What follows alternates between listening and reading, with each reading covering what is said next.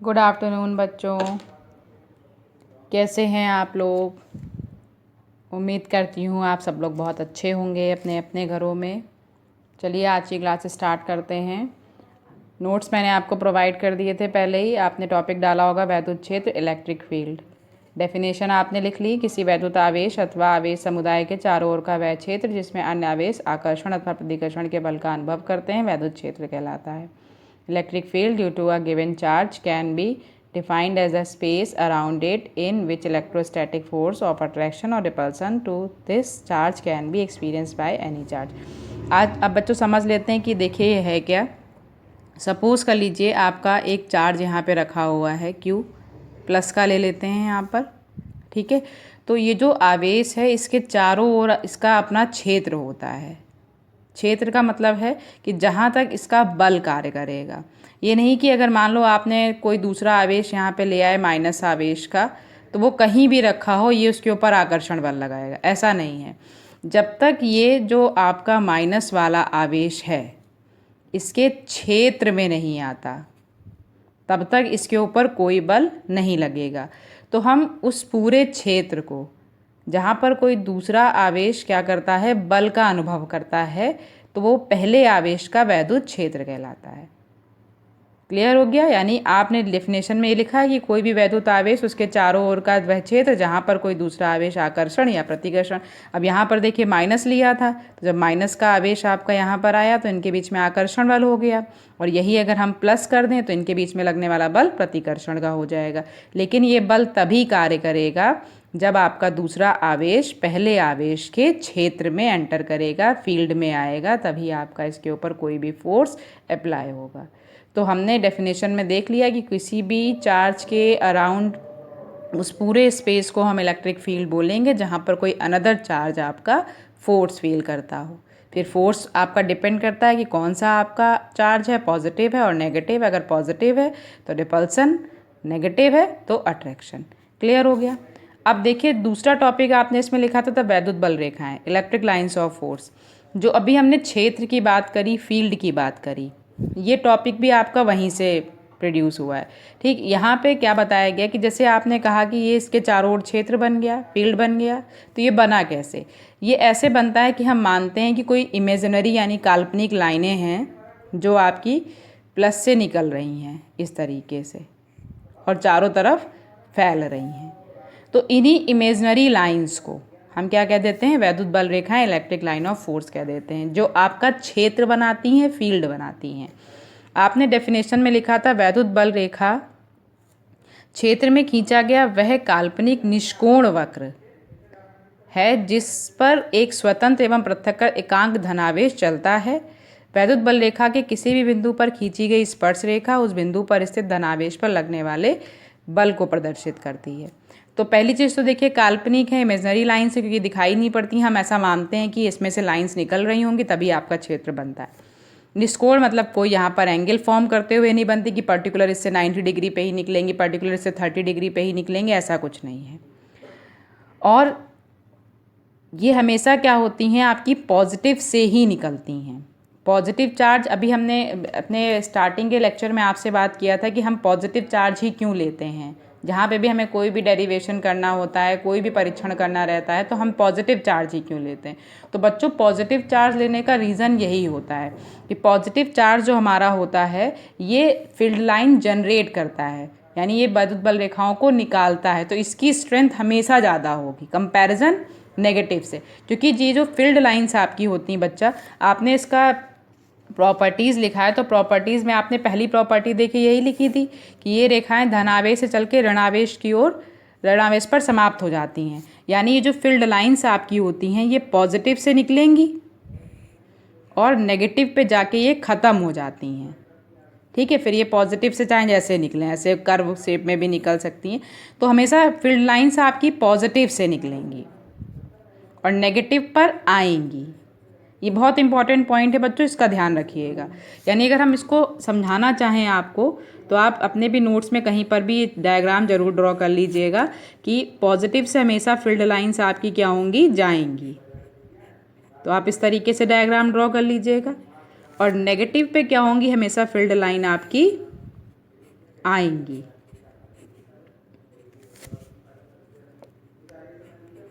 तो ये जो क्वेश्चन आपका आता है तो ये ऐसे ही आता है कि बीच का स्पेस आपका ब्लैंक कर दिया जाएगा। जैसे हम एक क्वेश्चन देखेंगे 2004 में आपका पूछा गया क्वेश्चन है, आप अपने नोट्स में इसको लिख लीजिएगा। उसी के आगे, किसी बिंदु आवेश पर यदि वैद्युत बल रेखाएं आकर मिलती हैं तो इस बिंदु पर आवेश की प्रकृति क्या होगी? What will be the nature of charge if electric lines of force converge on a point charge. क्या कहा गया है? वैद्युत बल रेखाएं आकर मिलती हैं, मतलब कि अगर हम कोई आवेश यहाँ बना लें जो हमें नहीं पता है क्या है, तो इस पर वैद्युत बल रेखाएं आकर मिल रही हैं, आकर मिल रही हैं। तो आकर मिलने का मतलब कौन सा हो गया आवेश? माइनस का। आंसर हो जाएगा हमारा कि कौन सा आवेश हो जाएगा? ऋण आवेश हो जाएगा। तो आप ये क्वेश्चन उसी के आगे जहाँ पर आपने फील्ड लाइंस की प्रॉपर्टीज़ लिखी थी उसी के आगे क्वेश्चन करिएगा और करके डायग्राम ड्रॉ करके आंसर लिखिएगा ऋण आवेश। और अगर इसी क्वेश्चन में हम कह देते कि किसी बिंदु आवेश पर यदि वैद्युत बल रेखाएं जा रही हैं, वैद्युत बल रेखाएं जाती हुई प्रतीत हो रही हैं, तो कौन सा आवेश हो जाएगा? पॉजिटिव चार्ज हो जाएगा। क्लियर हो गया बच्चों? तो ये बहुत इंपॉर्टेंट पॉइंट है कि हमेशा बल रेखाएं पॉजिटिव से निकलती हैं और नेगेटिव पर आती हैं और समाप्त हो जाती हैं। ऐसा नहीं कि फिर नेगेटिव से पॉजिटिव पे जाती हैं, यहीं पर ही समाप्त हो जाती हैं। दूसरा पॉइंट आपने लिखा था कि कोई भी दो बल रेखाएं परस्पर काट नहीं सकती। Two electric lines of force can never intersect each other. Overlapping यानी आपका कटन कहीं नहीं होगा कि आप सोचिए कि एक पॉजिटिव लाइन गई आपकी, दूसरी पॉजिटिव लाइन इसी को काटती हुई जा रही, तो ये बच्चों पॉसिबल नहीं है। क्योंकि पॉजिटिव और नेगेटिव अगर कट गया पॉइंट तो यहाँ पर आपको क्या मिल जाएगा? न्यूट्रल पॉइंट यानी उदासीन बिंदु मिल जाएगा। जहाँ पर दो फील्ड लाइन आपकी अगर कट गई बच्चों, सपोज कर लीजिए आपने यहाँ पे ड्रॉ किया, दो फील्ड लाइन आपकी थी, एक ये जा रही थी, एक ये जा रही, इन्होंने आपस में कट कर लिया, तो ये पॉइंट आपको मिला। ठीक है, तो ये पॉइंट आपका न्यूट्रल पॉइंट हो जाएगा, उदासीन बिंदु हो जाएगा। और न्यूट्रल होने का मतलब है कि क्षेत्र यहीं पर ही ख़त्म हो गया, अब इसके आगे आपका फील्ड ही नहीं रह गया। तो ऐसा पॉसिबल नहीं बच्चों कि कहीं पर भी दो बल रेखाएं एक दूसरे को काटें। थर्ड पॉइंट आपने लिखा था कि वैद्युत बल रेखाएं सदैव चालक की सतह के लंबवत होती हैं। The electric lines of force are always normal to the surface of conductor. तो जैसा आप डायग्राम में देख ही रहे हो कि हर जगह आपकी ये 90 डिग्री पर आ रही हैं, ये हर जगह आपकी 90 डिग्री पर हैं। तो नॉर्मल का मतलब भी हो गया कि ये लंबवत यानी नॉर्मल आपकी जाएंगी। कोई भी कंडक्टर, कोई भी चालक आप ड्रॉ करेंगे तो फील्ड लाइन हमेशा उससे परपेंडिकुलर यानी लंबवत आप बाहर की ओर निकालेंगे। तो प्रॉपर्टीज़ तक आपने कर लिया था, उसके आगे आपको ये क्वेश्चन लिखना है, क्वेश्चन का ये आंसर करना है। ठीक है, नोट्स में आप इतना आगे इंट्रोड्यूस कर लीजिएगा, आगे इतना कर लीजिएगा, फिर नेक्स्ट टॉपिक हम इस पर आ जाएंगे। और देखिए जो भी चीज़ इंपॉर्टेंट होती है हम स्टार बना देते हैं, यहाँ पे स्टार बना तो वैद्युत बल रेखाओं के गुण आप पढ़ लीजिएगा, डेफिनेशन पढ़ लीजिएगा, इंपॉर्टेंट टॉपिक है। फिर आ जाइए बच्चों नेक्स्ट टॉपिक पे। वैद्युत बल रेखाओं वाला टॉपिक आपने कल लिख लिया तो उसके बाद वो न्यूमेरिकल करिएगा, फिर उसके बाद ये टॉपिक डालिएगा वैद्युत क्षेत्र की तीव्रता। ट्रिपल स्टार दिख रहा होगा, दैट मीन्स कि ये टॉपिक बहुत इंपॉर्टेंट है। Intensity of electric field denoted by capital E और वेक्टर का साइन लगा हुआ क्योंकि राशि कैसी है? सदिश राशि है। तो पहले इसकी परिभाषा हम देख लेंगे।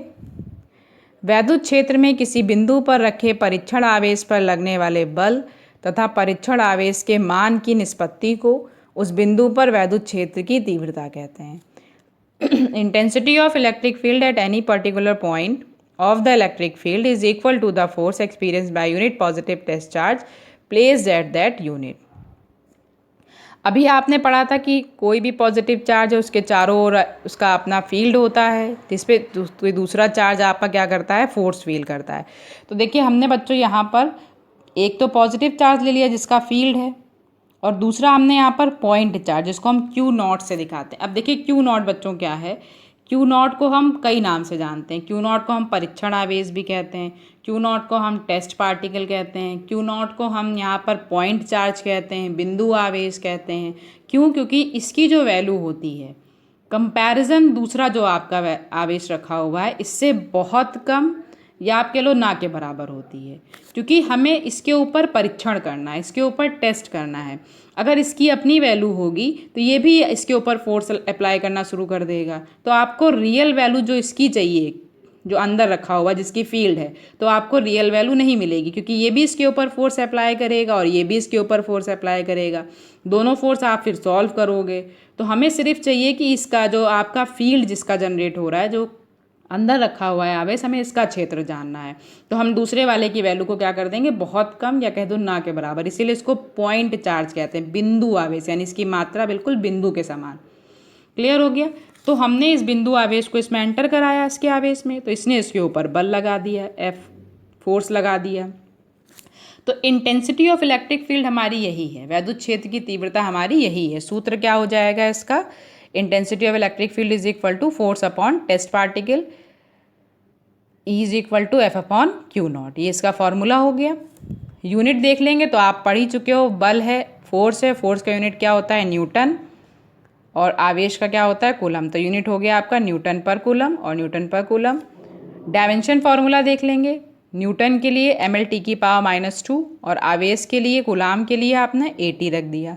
जब सॉल्व किया इसको तो ml तो एज इट इज़ आ गया, ये t ऊपर जाएगा, यहाँ पे +1 है, ऊपर जाएगा तो -1 हो जाएगा, और -2 और -1 मिलके -3, और a ऊपर जाके इन्वर्स हो जाएगा।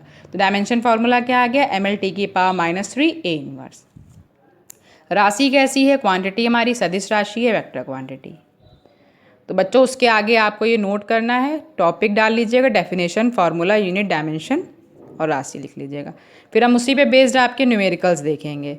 अब न्यूमेरिकल में देखिए हमने लिया है यहाँ पे जो न्यूमेरिकल क्वेश्चन, 5 × 10⁻⁻4 कूलम आवेश पर 2.25 न्यूटन का बल कार्य करता है, उस पर वैद्युत क्षेत्र की तीव्रता ज्ञात कीजिए। A force of 2.25 Newton is acting on a charge of 5 × 10⁻⁻4 coulomb. Find the intensity of electric field at the point. Given values में देखिए क्या क्या दिया हुआ है। हमने कहा था यूनिट देख के पहचान लेंगे, कूलम है, दैट मीन्स कि आपको Q दे दिया है। Q कितना दे दिया, 5 × 10⁻⁻4 कूलम। 2.25 न्यूटन, न्यूटन यूनिट किसकी होती है, फोर्स की, यानी हमें दूसरी जो क्वांटिटी यहाँ पर दे दी है वो दे दी है फोर्स की। Force is equal to 2.25 newton. पूछा क्या है, इंटेंसिटी ऑफ इलेक्ट्रिक फील्ड यानी E। फॉर्मूला आपके सामने, E is equal to F upon Q। आपने वैल्यू पुट कर दिया 2.25 और अपॉन में 5 × 10⁻⁻4। सॉल्व करने के लिए डेसिमल रिमूव कर दीजिए आप। डेसिमल रिमूव करोगे नीचे आपके 2 जीरो बढ़ जाएंगे, जिसको हम 10⁻² लिख लेंगे। अब हमारा देखिए क्या बचा, 225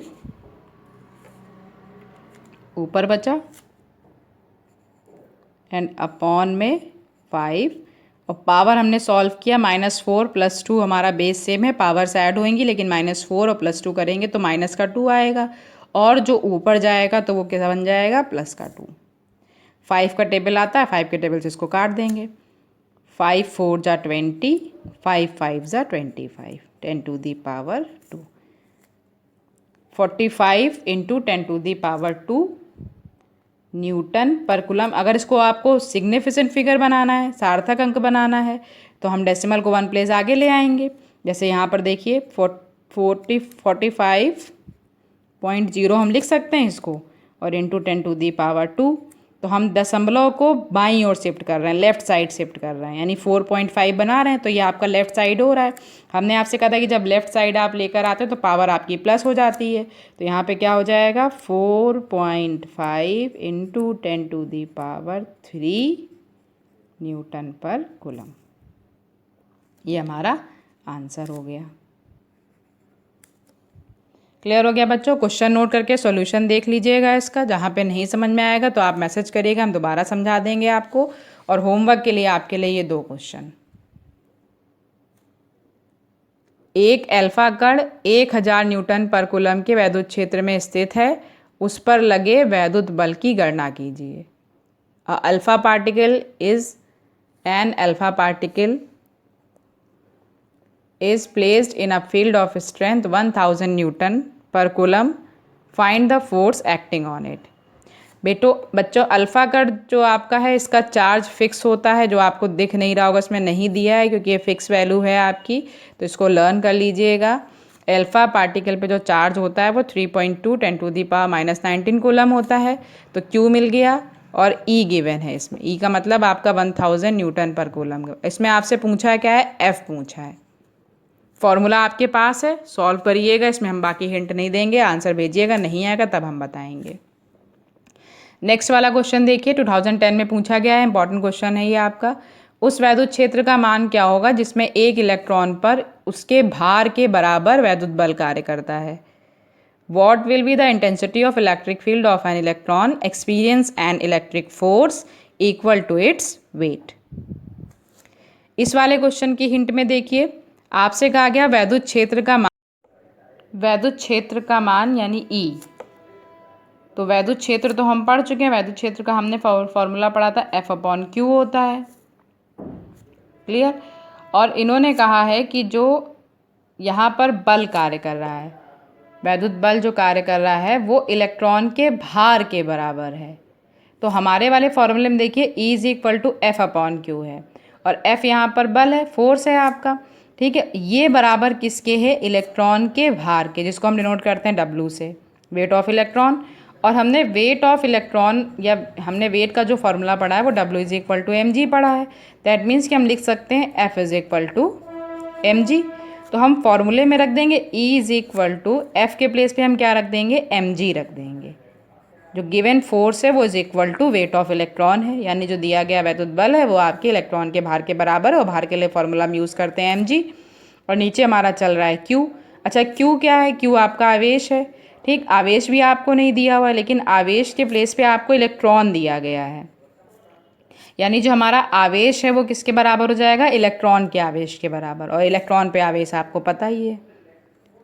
अब हम सारी वैल्यूज पुट कर देंगे। अब यहाँ पर आपको m दिख रहा है, स्मॉल m क्या है, यहाँ पर द्रव्यमान है, यानी मास है आपका। तो किसका मास रखेंगे, इलेक्ट्रॉन का। और इलेक्ट्रॉन का मास आपका फिक्स होता है 9.1 × 10⁻31।